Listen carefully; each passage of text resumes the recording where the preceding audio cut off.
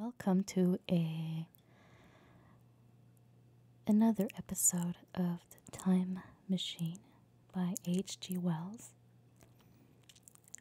Last time our time traveler was having a conversation with his guest about his trip in the future, and he was describing what he saw, and he met some people that he describes as a creature. So we'll continue with chapter 4. In another moment, we were standing face to face. I and this fragile thing out of futurity. He came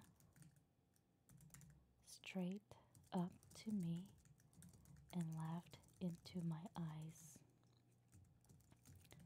The absence from his bearing of any sign of fear struck me at once.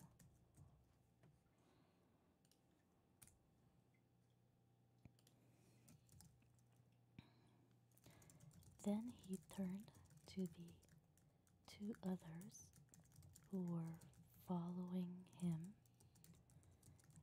and spoke to them in a strange and very sweet and liquid tongue. There were others coming, and presently a little group of perhaps 8 or 10 of these exquisite creatures were about me. One of them addressed me. It came into my head, oddly enough, that my voice was too harsh and deep for them. So I shook my head and, pointing to my ears, shook it again. He came a step forward, hesitated, and then touched my hand. Then I felt other soft little tentacles upon my back and shoulders. They wanted to make sure I was real. There was nothing in this at all alarming. Indeed, there was something in these pretty little people that inspired confidence. A graceful gentleness, a certain childlike ease. And besides, they looked so frail that I could fancy myself flinging the whole dozen of them about like 9 pins.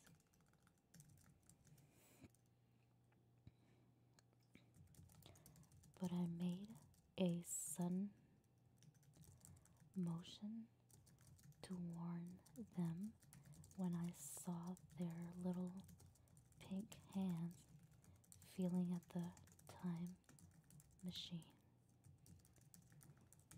Happily, then, when it was not too late, I thought of a danger. I had hitherto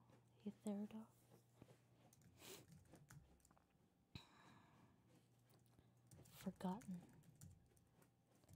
and reaching over the bars of the machine,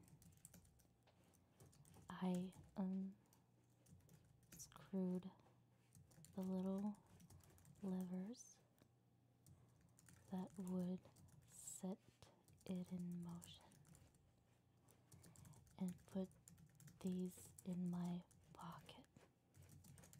Then I'd turn again to see what I could do in the way of communication. And then, looking more nearly into their features,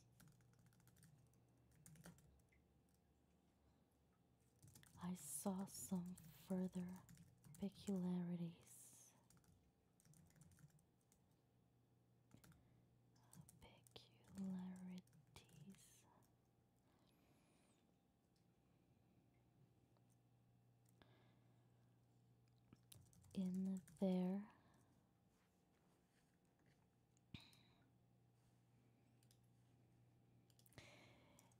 In their Dresden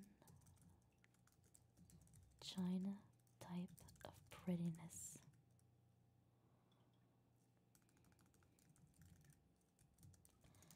Their hair, which was uniformly curly, came to a sharp end at the neck and cheek.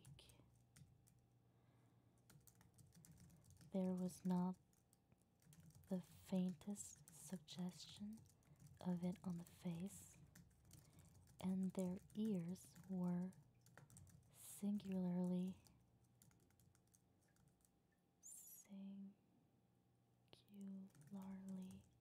minute. The mouths were small, with bright red, rather thin lips, and the little chins ran to a point. The eyes were large and mild, and this may seem egotism on my part. I fancied even that there was a certain lack of the interest I might have expected in them, as they made no effort to communicate with me, but simply stood around me, smiling and speaking in soft, cooing notes to each other. I began the conversation. I pointed to the time machine and to myself.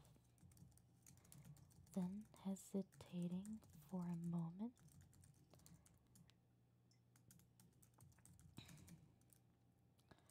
how to express time, I pointed to the sun, at once a quaintly pretty little figure in checkered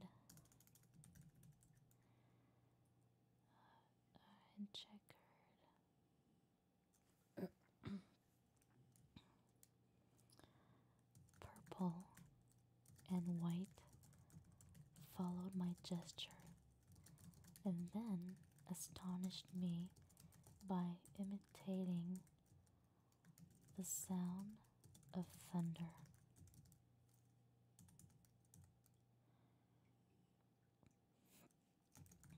For a moment, I was staggered.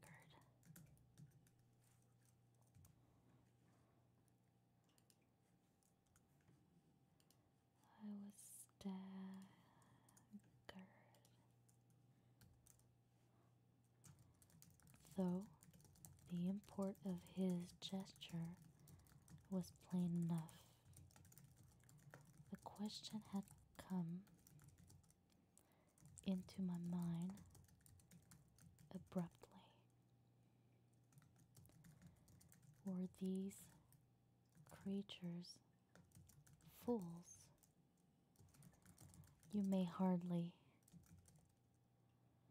understand how it took me. You see, I had always anticipated that the people of the year 802,000 odd would be incredibly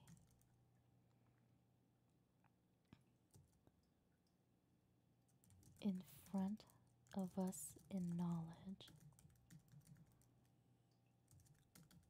art, everything.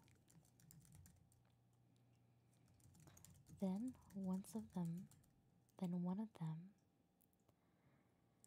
suddenly asked me a question that showed him to be on the intellectual level of one of our 5-year-old children.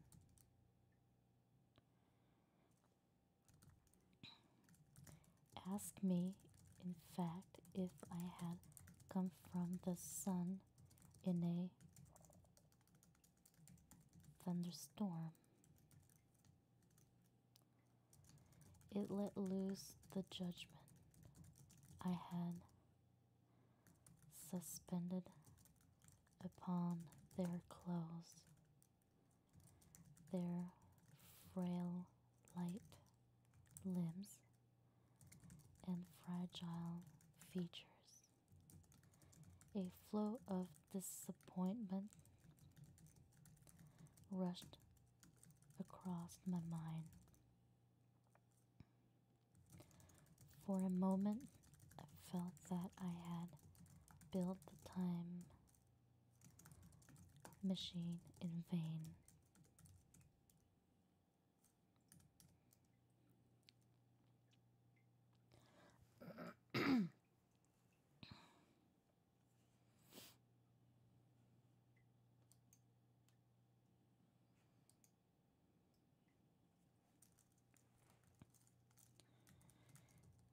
I nodded, pointed to the sun, and gave them such a vivid rendering of a thunderclap as startled them.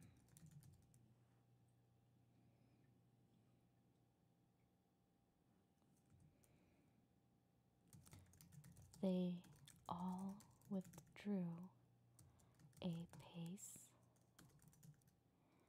or so and bowed. Then came one laughing towards me, carrying a chain of beautiful flowers, altogether new to me, and put it about my neck. So sorry, that was my phone.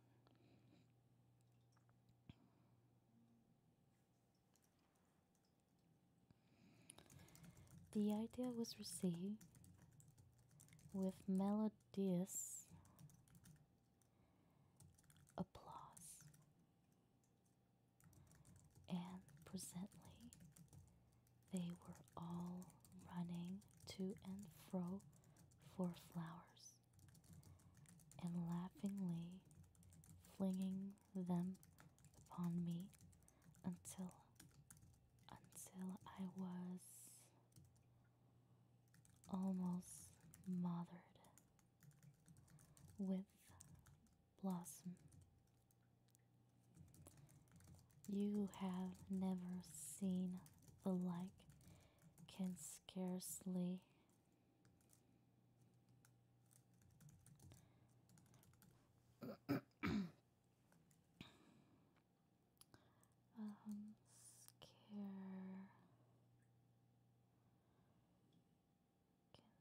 scarcely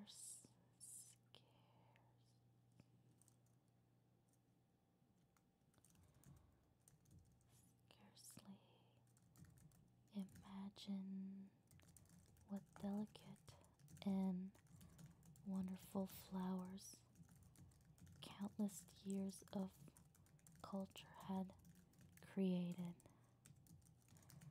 Then someone suggested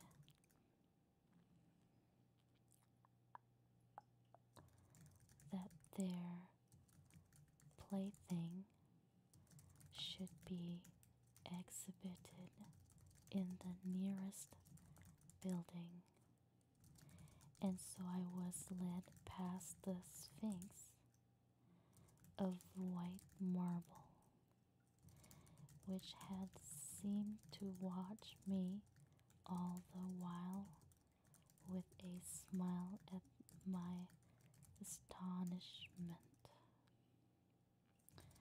towards a vast gray edifice of fretted stone. As I went with them, the memory of my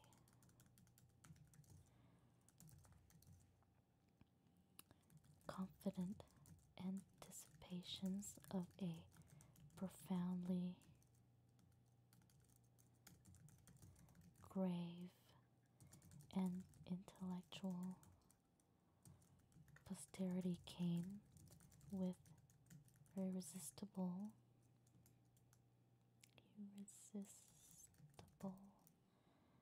merriment to my mind.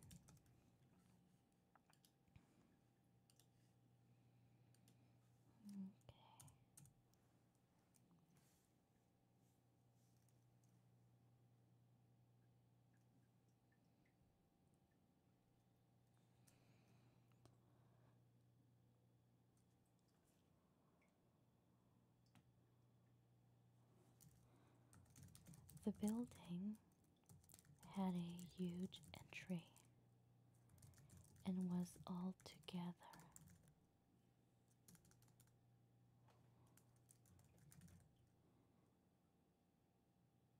of colossal dimensions. I was naturally most occupied with the growing crowd of little people, and with the big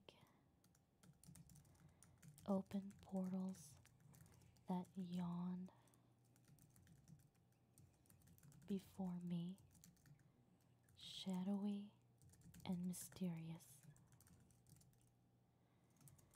My general impression of the world I saw over their heads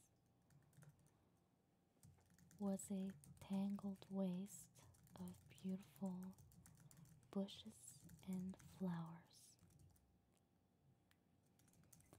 a long, neglected, and yet weedless garden.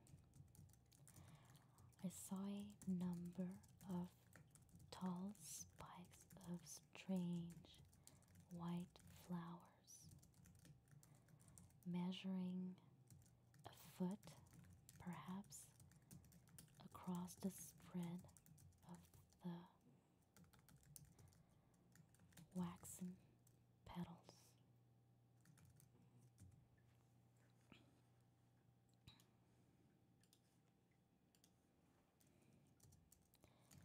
They grew scattered as if wild among the variegated shrubs, but as I say, I did not examine them closely at this time.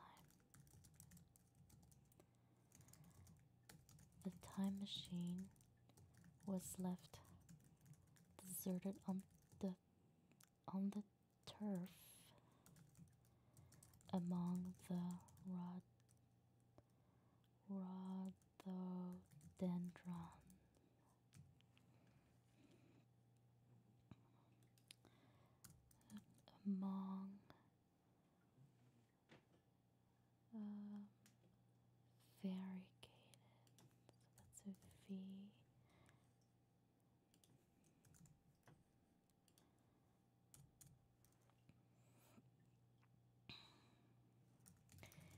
The arch of the doorway was richly carved, but naturally I did not observe. I did not observe the carving very narrowly, though I fancied I saw suggestions of old Phoenician decorations as I passed through, and it struck me that they were very badly broken and weather worn.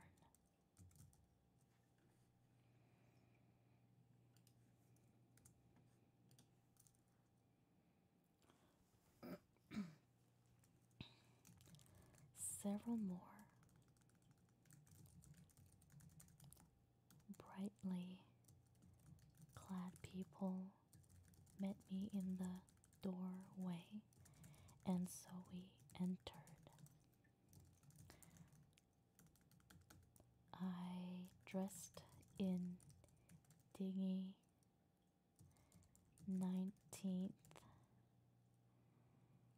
century garments,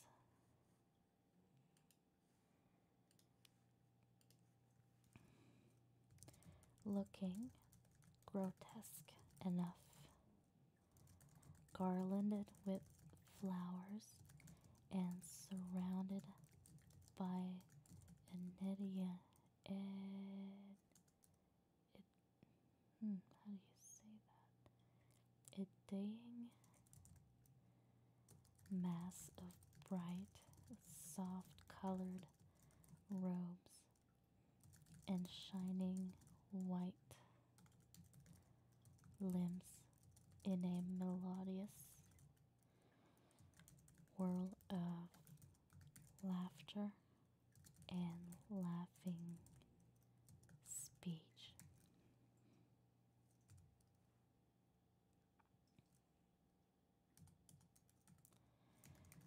The big doorway opened into a proportionately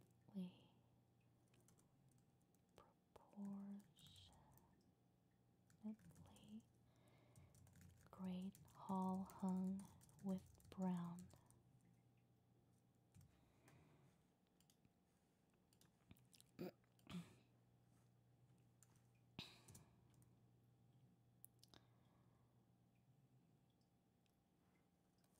The roof was in shadow, and the windows, partially glazed with colored glass and partially unglazed, emitted a tempered light.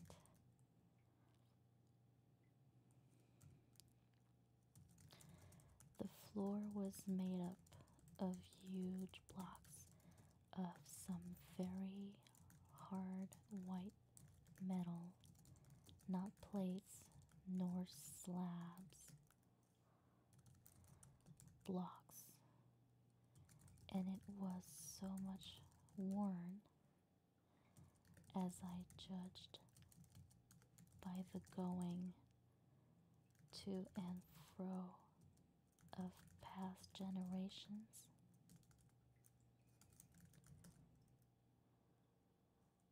as to be deeply channeled along the more frequent ways, transverse to the length or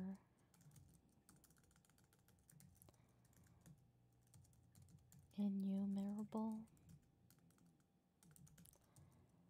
tables made of slabs of polished stone, raised perhaps a foot from the floor, and upon these were heaps of fruits, some I recognize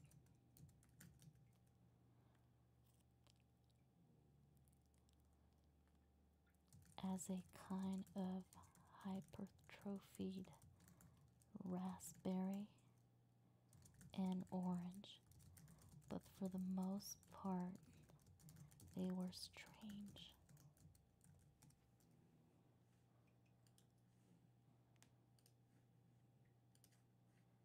Influence.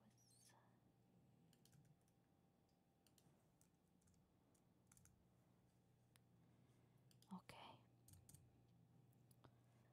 so this is about half of chapter 4. We're gonna end here. I hope you guys are sleepy and relaxed, and I will see you next time.